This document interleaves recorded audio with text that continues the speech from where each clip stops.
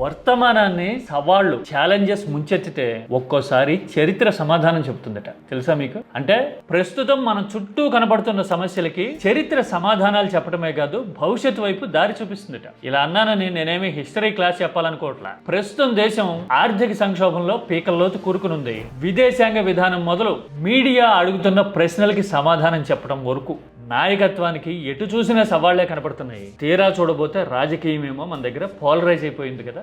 నిరంతరం ప్రత్యర్థుల మీద బురద చల్లడము, నిన్ను ఏదో రకంగా బుట్టలో పెట్టడానికి మతమో మరోటో మాట్లాడడం తప్ప ప్రజలకు పనికొచ్చే విషయాలు గానీ, దేశాన్ని నిలబెట్టే విధానాల మీద గానీ చర్చ జరగడం ఎక్కడన్నా చూస్తున్నామా? మీరు చూస్తే చెప్పండి నాకైతే. మరి ఇలాంటి పరిస్థితుల్లో ఒక చారిత్రక సందర్భాన్ని, ఒక ఇంటర్వ్యూని నేను కోట్ చేస్తా. ఈ దేశపు నాయకత్వం ఎంత క్లారిటీతో ఉండేది, ఎంత సుదృఢంగా, అంటే చాలా సాలిడ్ స్ట్రాంగ్ గా ఉండేది.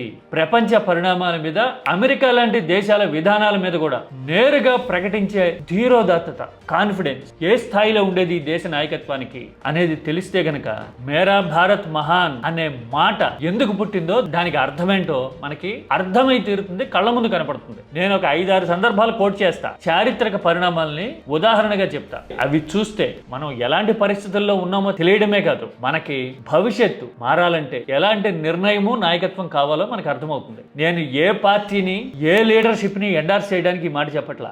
ఈ దేశం ఇలాంటి సగర్వమైన అనుభవాలు చాలా చూసింది అని కోట్ చేయడం, ఆధారం చూపించడం మాత్రమే నా ఉద్దేశం. చివరి వరకు వీడియో చూడండి, మీ అభిప్రాయాన్ని కామెంట్ చేయండి. Let us discuss this topic. ఎందుకంటే దేశాన్ని ముందుకు నడిపించాలంటే, భవిష్యత్తు విషయంలో చాలా క్లినికల్ గా క్లారిటీతో నిర్ణయం తీసుకోవాలంటే ఇలాంటి చర్చ తప్పనిసరిగా జరిగి తీరాలి. అదే కీ టాక్స్ ఆకాంక్ష, అభిలాష కూడా.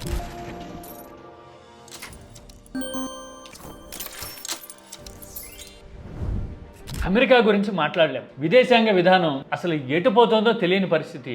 ఎక్కడో యుద్ధం జరిగితే 150 కోట్ల మంది మూల్యం చెల్లించాల్సిన సంకట స్థితి. ఇదే కదా 3 ముక్కల్లో మన కళ్ళ ముందున్న భారతం. మరి జనానికి ఏం అర్థమవుతుంది, ఎంతవరకు అర్థమైంది? ఇప్పుడిప్పుడే చాలా మంది మాట్లాడుతూ ఉన్నారు రూపాయి వాల్యూ గురించి, పెట్రోల్ డీజిల్ ధరల గురించి, బంగారం ఎందుకు కొనొద్దన్నారు అనే దాని గురించి.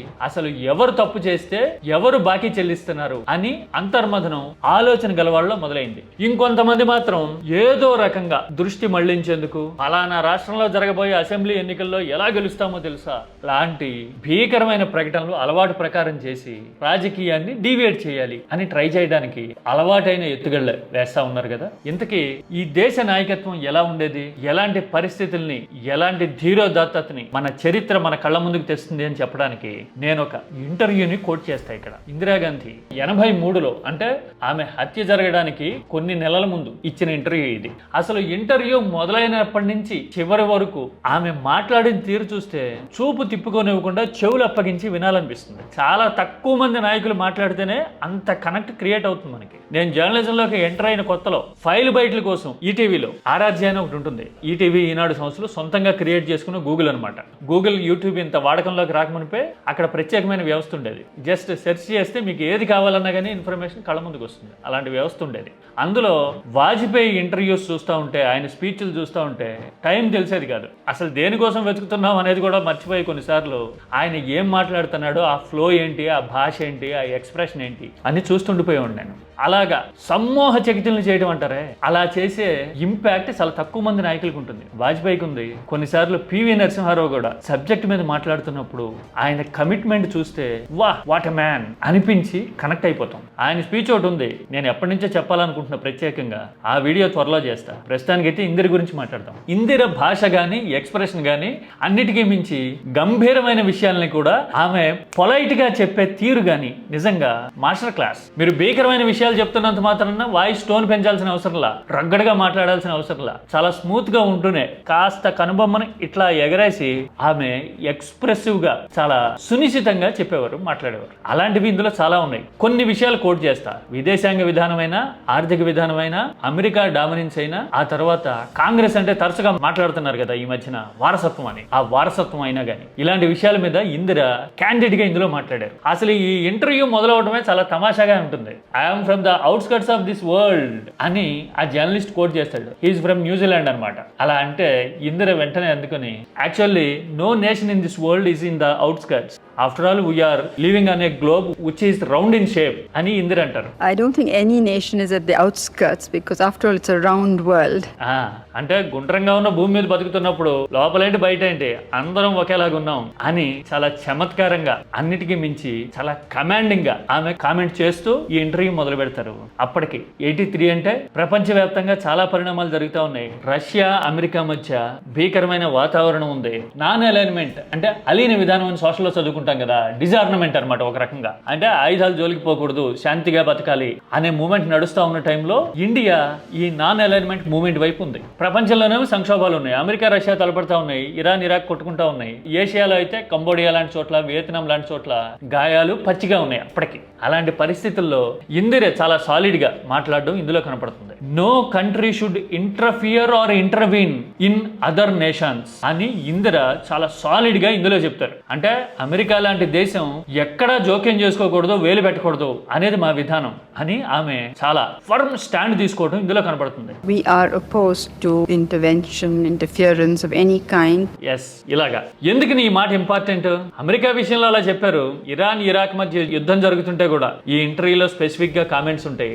ఆ తర్వాత వియత్నాం లో అమెరికాకి ఎదురైన ఎక్స్పీరియన్స్ నుంచి నేర్చుకోవాలి అని అనడం ఎంత సాహసం. అమెరికా అప్పటికే ఎదురు దెబ్బ తిని కంగు తిని ఉంది, అమెరికా బుద్ధి తెచ్చుకోవాలి అన్నట్టుగా కూడా ఈ ఇంటర్వ్యూలో ఇందరు మాట్లాడతారు. అంటే అమెరికా అంటే భయం లేదు, India is a independent nation, solid గా నాన్ అలైన్మెంట్ ని మేము సపోర్ట్ చేస్తున్నాం అని చెప్పదగిన గుండె ధైర్యం భారత నాయకత్వానికి ఉందన్నమాట. చాలా గొప్ప విషయం కదా. పైగా అప్పుడు ఇంటర్నేషనల్ ట్రేడ్ లేదు, ఇంటర్ డిపెండెన్స్ లేదు వ్యాపారంలో దేశాలకి. పైగా India is not a nuclear state, అణ్వాయుధాలు లేవు మన దగ్గర. అయినా సరే నాయకత్వంలో మాత్రం దమ్ముంది. ఆ తర్వాత ఈ మాట అంటే ఆ జర్నలిస్ట్ అడుగుతాడు, అదేంటి మీరు మాత్రం రక్షణ బడ్జెట్ పెంచారు కదా, నాన్ అలైన్మెంట్ అంటున్నారు ఏంటి అంటే, ఇప్పటికి ఇండియా 5 ఎక్స్పీరియన్సెస్ చూసింది చైనాతోనూ పాకిస్తాన్ తోనూ. పైగా ఈ మధ్యన పాకిస్తాన్ రక్షణ బడ్జెట్ డబుల్ చేసింది, మేము డబుల్ చేయకపోయినా ఎంతో కొంత చేశాం, ఇది ఇంటర్నల్ సెక్యూరిటీకి సంబంధించిన విషయం, మేము బయట వాళ్ళకి సమాధానం చెప్పాల్సిన అవసరం లేదు అని చాలా నవ్వుతూ పొలైట్ గా అంటారు. అంటే ఎవరో వచ్చి యుద్ధాలు ఆపుతున్నాము అని ప్రచారాలు చేయడానికి ఆస్కారం లేదు. అలాగే నువ్వు ఎంత ఖర్చు పెట్టాలి రక్షణ మీద అని ఎవడో డిక్టేట్ చేస్తే మేము వినేందుకు సిద్ధంగా లేము అని చాలా సాలిడ్ గా చెప్పారన్నాడు. Pakistan suddenly jumps. We have to try to make a portion of that. Yes. ఆ తర్వాత ఆర్థిక వ్యవస్థకి సంబంధించి ఇందరు చేసిన కామెంట్స్ వెరీ ఇంట్రెస్టింగ్ గా అనిపిస్తాయి. అసమానతలు ఉన్నాయి, రిచ్ పూర్ డిఫరెన్సెస్ ఉన్నాయి, అందుకోసం చాలా మెజర్స్ తీసుకున్నాం ఇప్పటికే అని చెప్తారు. ఎందుకంటే బ్యాంకుల జాతీయకరణ, ఇండస్ట్రియలైజేషన్ లో స్పెషల్ పాలసీస్ ఇందరి జమానాలోనే అప్పుడు వచ్చుంటాయి. ఆ తర్వాత ఇలా ఎకనామిక్ డిస్పారిటీస్ అనేవి డెవలప్మెంట్ జరుగుతున్న కొద్దీ తగ్గుతాయి, ఈ డెవలప్మెంట్ స్పీడప్ అవ్వాలి అని ఇండియా కోరుకుంటా ఉంది, విధానాలు అనుసరిస్తూ ఉంది అని చెప్పడం కూడా ఇందులో కనపడుతుంది. ఆ తర్వాత అమెరికా లాంటి దేశాలకి ఒక సిగ్నల్ ఆమె క్షుణ్ణంగా స్పెసిఫిక్ గా ఇచ్చారు కూడా. ఒక చిన్న క్లిప్ చూపిస్తా చూడండి. If our people don't have purchasing power, then where will sell the goods they want to make? Yes, మా దగ్గర 70 కోట్ల మందికి పైగా జనాభా ఉన్నారు, ఎవరి కోసం ప్రొడక్ట్స్ తయారు చేస్తారు మీరు అంటా ఉన్నారు చూసారా. అప్పటికి ఇంకా మార్కెట్ ఎకానమీ లేదు, గ్లోబలైజేషన్ జరగల, ఇండియన్ మార్కెట్స్ ఓపెన్ కాల. అయినా సరే మీ ప్రోడక్ట్స్ ఇక్కడ అమ్మాలి అంటే మాకు తగిన విధానాలు, మాకు రెస్పెక్ట్ ఇస్తేనే అది సాధ్యం అని అమెరికా లాంటి దేశాలకి ధమ్కి ఇచ్చేంత క్లారిటీ ఇండియాకి ఇందిరకి అప్పట్లోనే ఉన్నాయి. అంతే కదా. బహుశా ఇందిర లాంటి వాళ్ళు ఇప్పుడు ఉండుంటే కనుక, ఏది న్యూక్లియర్ పవర్ అయిన తర్వాత, ఆర్థికంగా దేశం ముందుకు వచ్చిన తర్వాత 150 కోట్ల మంది, ఆల్మోస్ట్ డబుల్ అయింది కదా అప్పటితో పోలిస్తే ఇప్పుడు జనాభా. ఇంత జనాభా ఉన్నప్పుడు India is a world power అని మాటలు కాదు చేతలతో ఆమె చూపించుండేవారేమో అని అనిపిస్తుంది. ఆ తర్వాత ఇదే ఇంటర్వ్యూలో ఇందిర రాజకీయ విధానాల మీద కూడా మాట్లాడతారు. ఏంటి మీ తనయుడు రాజీవ్ను తొందరలో రాజకీయాల్లోకి తీసుకొస్తున్నారు కదా అంటే, మీకు ఎవరు చెప్పారో నేను అలాంటి ఆలోచనలు చేయట్లా, పైగా రాజకీయంలో నేను ఫేస్ చేసిన చేదు అనుభవాలు నా కొడుకు ఫేస్ చేయాలని అనుకోవట్లా అని ఇందిర అంటారు ఇందులో. I wouldn't want any of my sons to have the sort of life that I've had. It's much too hard. ఇలాగా. అంటే ఇందిర రాజీవ్ రాజకీయాల్లోకి రావాలని కోరుకున్నట్టు కనపడదు, పైగా నేను ఎదుర్కొన్న చేదు అనుభవాలు అని ఆమె కోట్ చేయటం అంటే, ఆమెని సొంత పార్టీని బహిష్కరించింది కదా ఒక దశలో. సొంతంగా ఆమె పార్టీ పెట్టుకుని గెలిస్తే అప్పుడు తోక ముడిచి వ్యతిరేకులందరూ దగ్గరికి వచ్చారు కదా. ఇలాంటి ఎక్స్పీరియన్సెస్ అన్నింటినీ, పైగా అప్పటికే ఎమర్జెన్సీ లాంటి ఘట్టాలన్నీ దాటి ఉంటారు ఆమె. అందుకోసం అవన్నీ చూసి ఇలాంటి పరిస్థితులు నా కొడుకు ఫేస్ చేయాలనుకోవట్లా అని ఆమె అంటారు. పైగా ఇంకో మాట కూడా చెప్తారు, బహుశా అప్పుడే కాదు ఇప్పటికీ ఎప్పటికీ రిలవెంట్ గా ఉండే మాట అది. ఎవరు ఎవరిని షైన్ చేయలేరు, ట్రైన్ చేయలేరు, వారసత్వాన్ని సర్టిఫై చేయలేరు. ఒకవేళ తీసుకొస్తే తీసుకురాగలుగుతారేమో, కానీ ఎక్స్పీరియన్సెస్ బట్టి సామర్థ్యాన్ని బట్టి ఎవరికి వాళ్ళు నిలబడాల్సి ఉంటుంది, ప్రజలు యాక్సెప్ట్ చేయాల్సి ఉంటుంది అని ఇందిర సాలిడ్ గా వారసత్వం మీద తన అభిప్రాయాన్ని ఇందులో చెప్తారు. నన్నేమి మా తండ్రి నెహ్రూ శిక్షణ ఇచ్చి తయారు చేయాల, ఆయన కొన్ని అనుభవాలు మాత్రం చెప్తూ ఉండేవారు. ఆయనతో గడిపిన సమయం కూడా తక్కువ, ఆయన జైల్లో ఎక్కువ ఉన్నారు. ఎదిగే టైంలో ఆయన ఉత్తరాలు రాసి నాకు పరిజ్ఞానాన్ని అందించారు అనే విషయాన్ని ఇందిర ఇక్కడ కోట్ చేస్తారు. ఇవన్నీ లెర్నింగ్ ఎక్స్పీరియన్స్, చరిత్రలో అసలు కోణాలని మనకు చూపించినట్టుగా అనిపిస్తుంది. వాళ్ళ రేపట్లో నెహ్రూ గురించో, ఇందిర గురించో, కాంగ్రెస్ గురించో విభిన్నమైన ఆరోపణలు, వాదనలు తెర మీదకి తీసుకురావడం కనపడతా ఉంది కదా. అలాంటి వాటిలో నిజాలేంటి, other side of the coin ఏంటి తెలియాలంటే ఇలాంటివి అర్థం కావాల్సి ఉంటుంది. ఇదంతా ఒక ఎత్తు.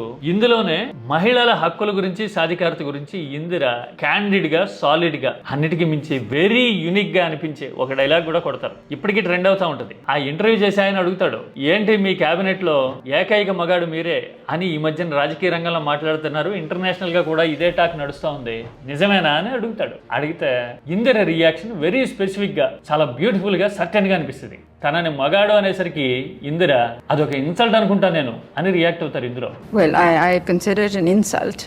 ఎస్, అంటే మహిళని మహిళగా చూడండి చాలు, మగాడంటే గొప్ప అనుకుంటున్నారు మీరు. ఆ ఐడియాలజీ నుంచి బయటపడండి.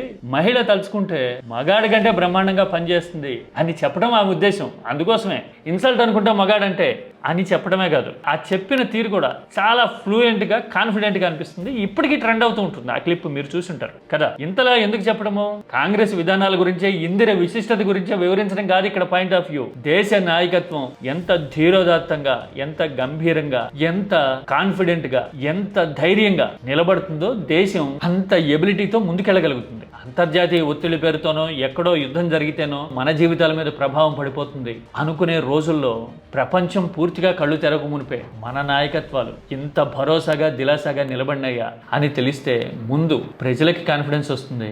అసలు నాయకత్వం ఎలా ఉండాలి అనే విషయంలో స్పష్టత వచ్చేందుకు అవకాశం ఉంటుంది. ఇది ఎవరినో ఎలివేట్ చేయడానికో, లేదంటే ఎవరి బలహీనతలను పోర్ట్రే చేయడానికో అనుకునే కంటే కూడా దేశానికి ఏది అవసరం, నాయకత్వం ఎలా ఉండాలి, ఎలా ఉండేది ఇండియాలో అని చూపించడం ఇక్కడ ప్రధాన ఉద్దేశం. Indira full interview link comments లో పెడతా.